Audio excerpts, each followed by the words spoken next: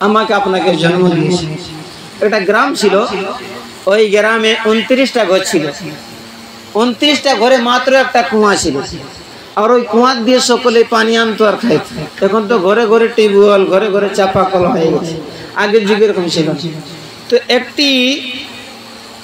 একটি মেয়ে মানুষ, মানে যেটাকে আপনারা লড়কি বলেন, মেয়ে মানুষ পানি আনতে গেছে, তো বালতিটাকে কুয়ার মধ্যে দিয়েছে, উঠাইতেছে, তখন শুধু রশিটা উঠছে আর বালতি নাই। কেঁদে কেঁদে এসে নিজের মাকে বললো, মা গো, কুয়াতে গিয়েছিলাম জল আনার জন্য, বালতিটা নিচেই রয়ে গেল আর রশিটা উঠতেছে। তোর মা বলছে, ভালো করে তাহলে গাঁট দিস নাই, তুই চল আমি একবার যাই। আর একটা অন্য বালতি নিয়ে সুন্দর করে গাইড দিয়ে কুয়ার মধ্যে দিয়েছে, তারপরে উঠাইতেছে, তখন দেখতেছে শুধু রশি উঠতেছে, বালতি নাই। তাদের ভয় লাগলো যে না জানি কুয়ার মধ্যে কোনো কি ভূত আছে না। মানুষের তো সন্দেহ হয়, না জানি কুয়ার মধ্যে কোনো ভূত আছে, তো হয়তো ওই ভূতটা এরকম করতেছে। গ্রামের যিনি প্রধান ছিলেন, যেটাকে হয়তো আপনারা মুখিয়া বলেন, তো গ্রামের বড় লোক যিনি ছিলেন, তেনার খবর দেওয়া হলো। তিনি আসলেন, আসার পর বলছে, কি হলো রে? বলছে যে এই কুয়াটার মধ্যে না জানি ভূত আছে। আমরা ডোলটাকে, বালতিটাকে যখনই কুয়ার মধ্যে দিই, উঠাই, তখন শুধু রশি উঠার, বালতি উঠে। তো প্রধান বলছে, চল আমিও একবার ট্রাই করে দেখি। তো ট্রাই করতে গিয়ে একটা অন্য ডোলে রশি, খুব মজবুত রশি, গাঁট বাঁধা, আর কুয়ার মধ্যে দিয়েছে, উঠাইতেছে, তখন রশি উঠতেছে, বালতি উঠে নাই। ভয় পেয়ে গেল যে না হয় কুয়ার মধ্যে ভূত আছে। তখন ওই এলাকায় একটা ঝাড়ফুঁক করনেওয়ালা ছিল। দেখেন, ঝাড়ফুঁক আলিম উলামারাও ঝাড়ফুঁক করে, এরা কোরআন দিয়ে করে, কিন্তু কিছু চিটিং বাজ আছে, কিছু চিটিং বাজ মানুষ আছে যারা বুঝে না। তো ওই চোরকম একটা চিটিং বাজের কাছে গেছে, বলতেছে কি, দেখেন না স্যার, আমাদের কুয়াটার মধ্যে কোন ভূত আছে? তো ওই চিটিং বাজ ঝাড়ফুঁক ওয়ালাটা বলছে, কি রে, তোদের কুয়াটায় সাউথ আফ্রিকার একটা ভূত আছে, সাউথ আফ্রিকার ভূত আছে। যদি জলদি করে ওটাকে না মরাস, তাইলে তোদের গায়ে অনেক বড় একটা ক্ষতি হবে। বলছে, কত টাকা লাগবে স্যার? বলছে কি, 10,000 টাকা লাগবে। সারা গ্রামে চাঁদা করলো প্রধানজি। চাঁদা করার পরে ওকে 10,000 টাকা দিল। সে একটি কাগজে কি লিখে দিল, বললো কুয়াটার মধ্যে দিবি, তবে ভূতটা মরবে, আর প্রবলেম হবে না। কিন্তু ওই কাগজটা দিল, কুয়ার মধ্যে দিল। 3 দিন, একদিন পার হয়ে গেল। তারপরে কুয়ার মধ্যে যখন ডলকে, বালতিকে দেয়, তখনও আবার বালতি নিচে থেকে যায়, রশি উঠে। মানুষেরা ভয় পেয়ে গেছে, কি কুয়ার সামনে যাইতে চাই না, যে কি আছে এই কুয়াটার ভিতরে। তখন আর একটা অন্য ঝাড়ফুঁক করনেওয়ালা ছিল, ওর চাইতে বড় চিটিং বাজ ঝাড়ফুঁক। ওর কাছে গেছে, বলছে, দেখেন তো স্যার, আমাদের কুয়াটায় কি আছে? 10,000 টাকা খরচ করলাম, তাবিজ নিলাম, তারপরেও কাজ হলো না। বলছে, এরে বোকা, ওই ঝাড়ফুঁক করনেওয়ালাটা ভুল বলেছে, যে তোদের কুয়াটায় সাউথ আফ্রিকার ভূত আছে। না রে, তোদের কুয়াটায় চায়নার ভূত আছে, চায়নার ভূত। যদি জলদি করে না মরাস, তাইলে তোদের গ্রামে, তোদের গায়ে যেটা সব চাইতে বড় লোক, তারই জান যাবে। আর বড় লোক ছিল প্রধান। বড় লোকটা ছিল প্রধান। প্রধান বলতেছে, আল্লাহ, আমার জান যাবে। তখন সে আর কারো কাছে চান্দা বেজা না করে নিজের জেব থেকে, নিজের পকেট থেকে টাকা 20,000 টাকা দিল। আর সেও একটা কাগজ লিখে দিল, বললো কুয়াটার মধ্যে দিবি, তবেই ভূতটা মরবে। কিন্তু একদিন পার হয়ে গেল, আবার যখন বালতিকে কুয়ার মধ্যে দেওয়া হয়, তখন আপনার কি বলে, যে বালতি উঠে না, শুধু রশি উঠে। সারা গ্রামে একটা ভয় সৃষ্টি হয়ে গেল। একটা ছোট্ট ছেলে, সেই ছেলেদের মতন একটা ছোট্ট ছেলে ছিল এই গ্রামে। ছেলেটা বলতেছে, প্রধান, ওই কুয়াটার মধ্যে আমারে না বাও, আমি গিয়ে দেখবো কুয়াটার মধ্যে কোন ভূত আছে। প্রধান বলে, কেন, তোমার কি ভয় লাগে না? তোমার কি ডর লাগে না? ছেলেটা ডাক দিয়ে বলে, প্রধান, আমি আলিম উলামার সাথে থাকি, আমি আলিম উলামার মুখ দেখে শুনেছি, যদি কোনো বান্দা আয়াতুল কুরসি পড়ে, আমার আল্লাহ রাব্বুল আলামিন তার হেফাজতের জন্য 2টা ফেরেশতাকে পাঠাইয়া দেন। আর মোহাব্বত দিয়ে বলেন সুবহানাল্লাহ। এই জন্য আমি আয়াতুল কুরসি ইয়াদ করেছি। আর আমার ঈমান আকীদা আছে, সব ভুল হইতে পারে, ইউটিউব ফেসবুকে সব ভুল হইতে পারে, কিন্তু যেটা আমার নবীজি ইরশাদ করেছেন, সেটা কোনোদিন ভুল হইতে পারে না। তো রশি জোগাড় করা হলো, ছেলেটার কোমরের মধ্যে রশিটাকে বাঁধা হলো, তারপরে ঢুকাতে চাই। তখন ছেলেটা বলতেছে তোমরা কে কে রশিটা ধরবে? তো গ্রামের লোক বলছে আমরা সবাই ধরবো, তুই না। ছেলেটা বলছে না, তোমরা সবাই ধর আর না ধর, এই রশিটাকে যদি আমার মা আর আমার বাবা না ধরে তাইলে আমি কুয়ার মধ্যে যাব না। বলছে আচ্ছা আচ্ছা, এর মা বাবাকে ডাকা হোক। তার মা বাবা বুড়ো হয়ে গেছে, মা বাবা বুড়ো হয়ে গেছে, তারে ডাকা হলো। তার মা বাবাও রশিটাকে ধরলো, সেই ছেলেটা কুয়ার মধ্যে নামলো। কুয়ার মধ্যে নামার পরে দেখতেছে এখানে জিনও নয়, খব্বিশও নয়, ভূতও নয়, একটা বাঁদর গিরা আছে। আর এই বাঁদরটা এই সমস্ত বদমাশিটা করতেছে, যখনই ডল দেয় রশিটাকে কেটে দেয়। তখন ছেলেটা বলছে কি প্রধান, ওই কুয়ার ভিতর থেকে বলছে প্রধান, সাউথ আফ্রিকার ভূতটাকে পেয়ে গেছি। সকলের বদনে একবার কম্পন সৃষ্টি হয়ে গেছে। বলছে কি পেয়ে গেছিস? এখন লোকেরা থর থর থর করে কাঁপতেছে। ওই ছেলেটা ওই বাঁদরটাকে নিজের ঘাড়ের মধ্যে নিল আর বলছে কি রশিটাকে টানো, তোমরা টানো। যখন এরা রশি উঠায় তখন দেখতেছি আমরা ছেলে নামাইয়া ছিলাম কুয়ার মধ্যে, তখন উঠছে বাঁদর। এরা খুব ভয় পেয়ে গেল, যে যেদিকে পালায়, কেউ এদিকে পালাইতেছে, কেউ ওদিকে পালাইতেছে, কে এদিকে পালাইতেছে, কে কোন পালাইলো কারো কোনো ঠিকানা নাই। কিন্তু আমি মোহাম্মদ আলম রাজা আপনাদের কাছে জানতে চাই, সকলে পালাইয়া গেল রশি ছেড়ে, কিন্তু তার মা আর তার বাবা পালাবে? কথা বলে পালাবে? মা বাবা পালাই না। মা বাবা অনেক কষ্ট করে রশিটাকে উঠাইলো, বাঁদরটাকে দূরে করে দিল। ওই ছেলেটা প্রধানকে ডাক দিয়ে বলে প্রধান সামনে এসে যাও, সামনে এসে যাও। প্রধান সামনে এসে গেছে। এই ছেলেটা ডাক দিয়ে বলে প্রধান এই জন্যই তো আমি বললাম যে আমার মা আমার বাবা রশিটাকে যদি ধরে না তাইলে আমি কুয়ার মধ্যে যাব না। আজকে যদি আমার মা থাকতো না, আজকে যদি আমার বাবা থাকতো না, আমিও কুয়ার ভিতরে রয়ে যেতাম। ও আমার আসলিয়া গ্রামের বাবা জিনা আমার, এই জন্যই তো আমার নবীজির সাথ করেছেন উম্মতেরা রে, তোমার মায়ের পায়ের নিচে তোমার জান্নাত, আর তোমার বাবা হলো তোমার জন্য জান্নাতের দরওয়াজা।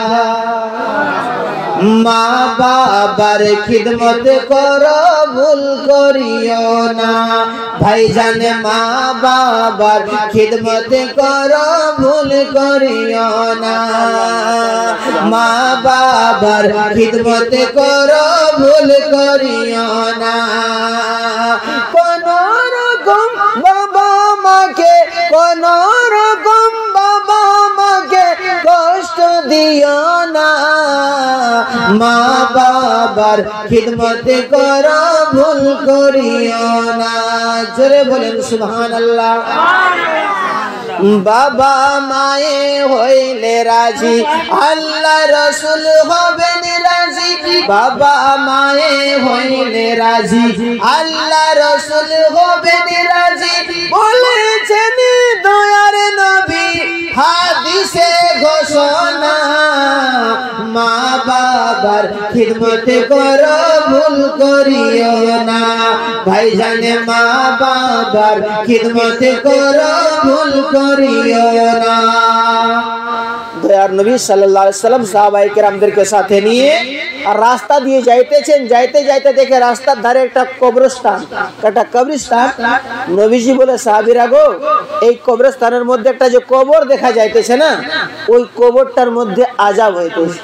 আচ্ছা বলুন, আমরা যে কবরস্থানে যাই, কবরের ভিতরে কি হয় আমরা জানি? আমরা কেউ জানতে পাই? কিন্তু আমরা জানতে না পারলে কি হবে? আমার নবীজি জানে। আমার নবীজি ডাক দিয়ে বলে সাহাবীরা গো চলো চলো চলো, আমি দোয়া করব আর তোমরা আমিন বলবে, এই আযাবটা যেন দূর হয়ে যায়। আমার নবীজি দোয়া করতেছেন, সাহাবায়ে কেরামরা আমিন বলতেছে। এমন সময় হযরতে জিবরিল এসে বলে ইয়া রাসূলুল্লাহ, ইয়া হাবিবাল্লাহ, এই লোকটার জন্য দোয়া করিও না গো, এই লোকটার জন্য দোয়া করিও না। এত বড় পাপী, এত বড় পাপী যে লোকটার জন্য দোয়া করলে আল্লাহ আপনার দোয়া কবুল করবে না।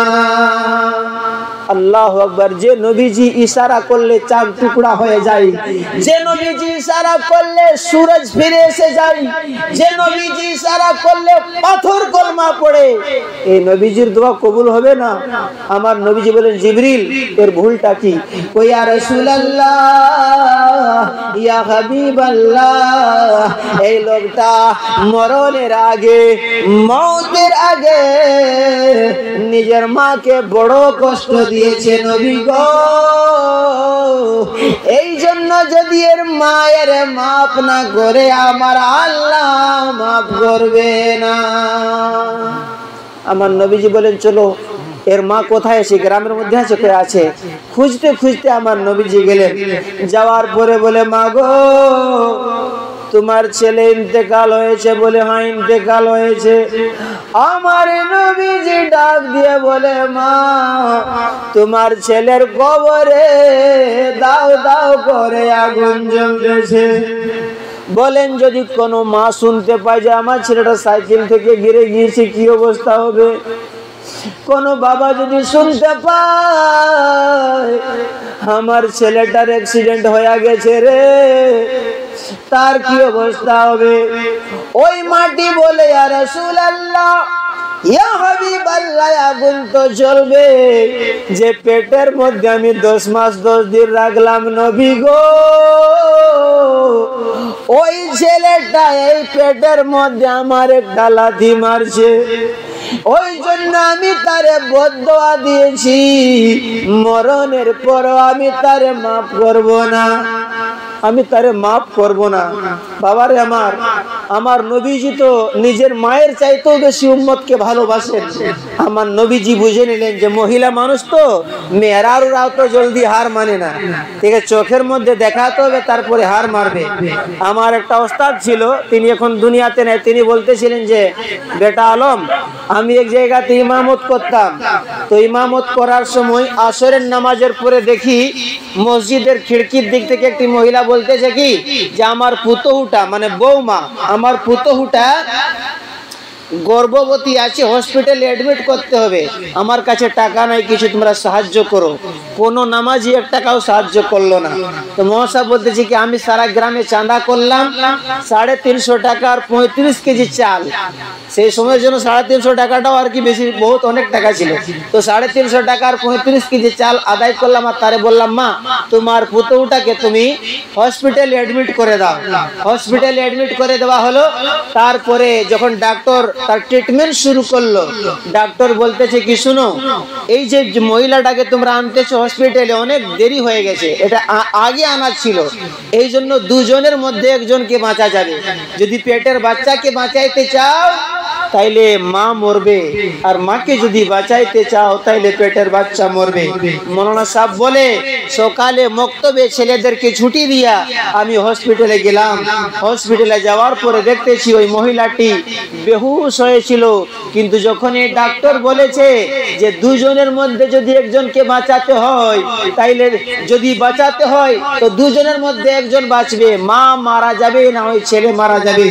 মৌলানা সাহেব বলতেছে, আমি আল্লাহর কসম করে বলি, অতক্ষণ পর্যন্ত ওই মহিলাটি বেহুশ ছিল, কিন্তু ডাক্তার যখনই বলেছে পেটের বাচ্চাকে বাঁচাতে হলে মা মারা যাবে, আর মাকে বাঁচাইতে হলে রে পেটের বাচ্চাকে মারতে হবে, ওই মহিলাটি হুঁশে এসে গেল, মুখ থেকে কথা বলতে পারে না।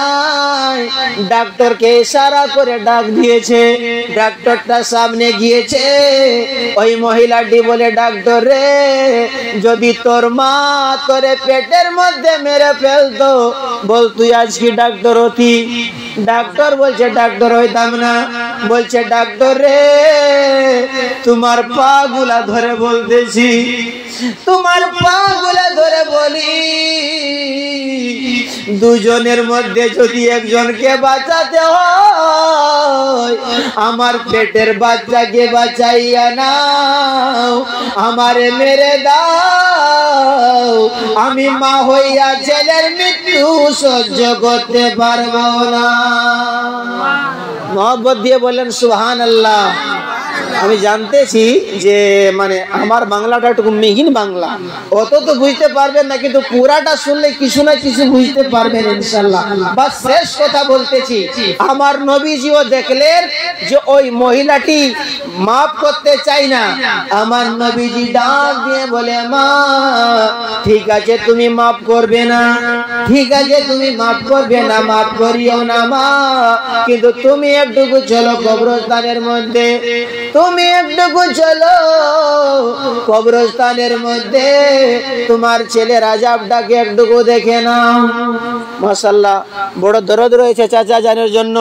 আমার অনেক টাকা ইনাম দিয়েছেন আমার আব্বার বয়সের চাচা জান, এই জন্য ইনার জন্য আমার বিশেষ দোয়া রইবে যে ঠান্ডা ঠান্ডা হাতে আল্লাহ দিয়েছেন নজরানা, ঠান্ডা ঠান্ডা হাতে আল্লাহ দিয়েছেন নজরানা, ঠান্ডা ঠান্ডা হাতে আল্লাহ দিয়েছেন নজরানা, রোজ হাসরে দিও ইনাকে জান্নাতের খাজানা, রোজ হাসরে দিও ইনাকে জান্নাতের খাজানা।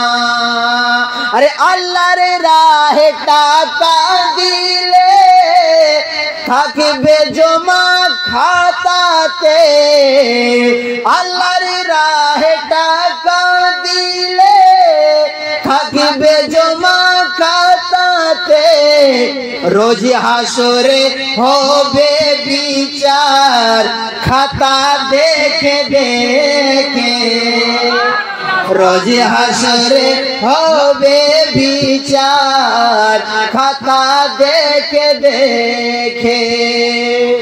আমার রহমতের নবী ওই মহিলাটিকে বললো তুমি একটু কবরস্থানে চলো দেখবে, একটু কবরস্থানে নিয়ে গেছে তো আযাব তো আর দেখা যায় না। আমার নবীজি দোয়া করেন আল্লাহর দরবারে, আল্লাহ এই মহিলাটিকে এই কবরটার আযাবটা দেখার শক্তি দান করে দাও। আমার নবীজির দোয়া কবুল, ওই মহিলাটি আযাবটা দেখতেছে। এতক্ষণ পর্যন্ত রাগ ছিল, ঘরে যখন ছিল রাগ ছিল ছেলের উপরে, যে ছেলেটা আমার উপরে অত্যাচার করেছে, এই ছেলেটা আমার উপরে জুলুম করেছে, এই ছেলেটা আমাকে সাতায় আছে, আমি এর মাফ করবো না। কিন্তু দেখেন মায়ের দিল, আই হায় মায়ের দিল কোনটাকে বলা হয়, মায়ের দিল কত নরম হয়। যখন এই জনম দুঃখিনী মা দেখছে গো তার ছেলের কবরে দাও দাও করে আগুন জ্বলতেছে, ওই মহিলাটি আমার নবীজি পায়ের মধ্যে পড়ে গেছে আর বলতেছে, নবী গো এই আযাবটা আমি সহ্য করতে পারি না, এই ছেলেটা আমার উপরে জুলুম করেছে, কিন্তু আমি মা হইয়া এর কবরের আযাবটা দেখে সহ্য করতে পারি না, নবী গো এই আযাবটাকে জলদি করে আল্লাহ তাআলার দরবারে সুপারিশ করেন যেন আমার ছেলের কবরের আযাবটাকে দূর করে দেয়। আমার নবীজি ডাক দিয়ে বলে, মা ও মা গো আমার আল্লাহ এর আযাবটাকে বন্ধ করে দিবে, কিন্তু শর্ত হলো মা যদি তুমি মাফ করে দাও তোমার এই ছেলেটার আযাব বন্ধ হয়ে যাবে। আমার দয়ার নবীজি যখনই বলেছে জনম দুঃখিনী মা দুইটা হাত তুলে বলে, আল্লাহ আমার এই ছেলেটা আমার উপরে জুলুম করেছে, আমার এই ছেলেটা আমার পেটের মধ্যে লাথি মেরেছে, কিন্তু আল্লাহ আমি মা হইয়া এই ছেলেটাকে মাফ করে দিলাম, তুমিও মাফ করে দাও।